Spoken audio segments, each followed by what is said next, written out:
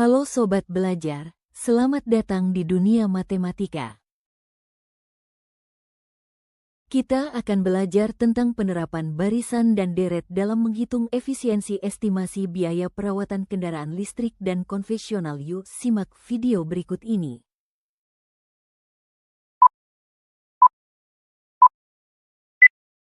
Pernah kepikiran gak sih kalau ngomongin jangka panjang sebetulnya lebih irit mana? Motor listrik atau motor bensin? Nah, kali ini kita bakal bongkar hitung-hitungan tersembunyi di balik biaya servisnya. Dan jawabannya mungkin bakal bikin Anda kaget. Coba deh bayangin, Anda lagi ada di dealer. Di depan mata ada dua pilihan, motor listrik dan motor bensin. Kalau cuma lihat label harganya aja, kayaknya keputusannya gampang banget kan?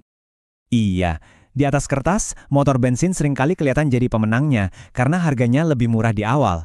Tapi tunggu dulu, harga beli itu baru babak pertama. Cerita sebenarnya, biaya yang sesungguhnya justru baru dimulai setelah motor itu Anda bawa pulang. Nah, ini dia bagian yang seru. Kita akan bongkar biaya-biaya gaib ini. Biaya yang gak kelihatan pas di dealer, tapi pelan-pelan pasti bakal terasa banget di dompet Anda.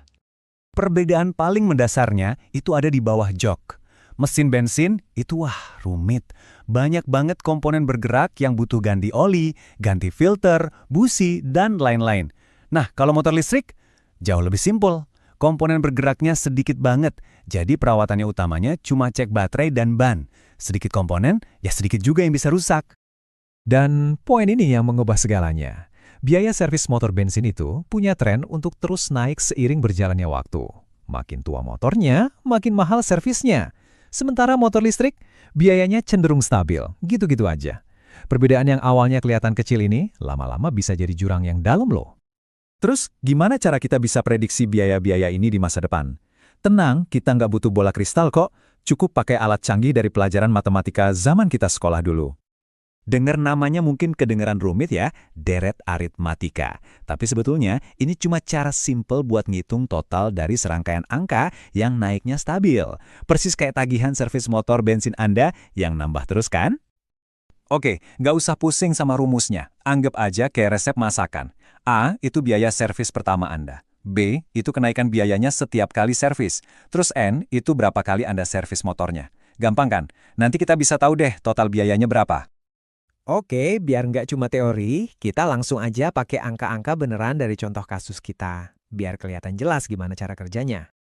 Jadi skenarionya gini. Kita bandingin motor bensin sama motor listrik selama 4 tahun. Dua-duanya sama-sama diservis tiap 6 bulan sekali. Artinya total ada 8 kali servis untuk masing-masing motor. Sekarang kita fokus dulu ke motor bensin ya. Soalnya disinilah perhitungannya jadi menarik karena biayanya yang terus-terusan nambah. Nah, ini dia alat canggih yang tadi kita bahas. Sekarang kita tinggal masukin aja angka-angka dari tabel tadi ke dalam rumus ini. Oke, ayo kita hitung bareng. Total servisnya ada 8 kali, biaya awalnya Rp200.000, dan setiap servis berikutnya biayanya naik Rp25.000. Di tahap ini nih, kita mulai bisa lihat efek bola saljunya. Kenaikan yang kelihatannya kecil, cuma Rp25.000 per servis, ternyata kalau diakumulasi selama 7 kali, jadi lumayan banget kan? Kalau kita sederhanain lagi, perhitungannya jadi 4 dikali total dari biaya dasar dan seluruh kenaikannya. Udah deket banget nih sama hasil akhirnya.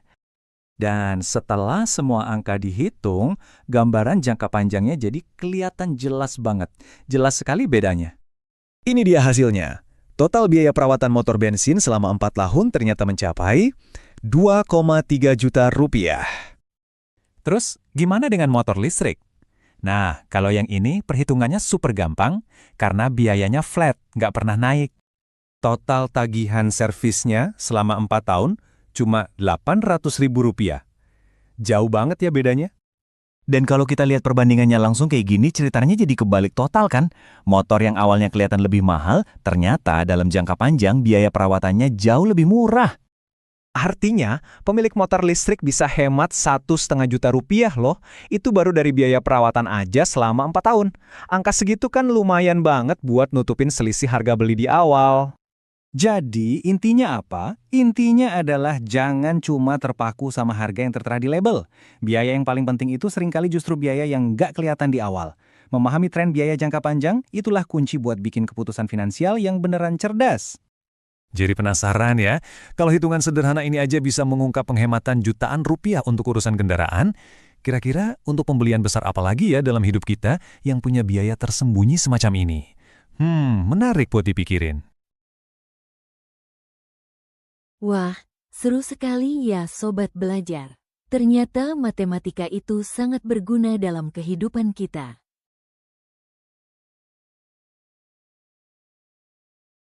Sekarang waktunya Sobat Belajar berlatih soal. Silahkan scan barcode berikut ini ya.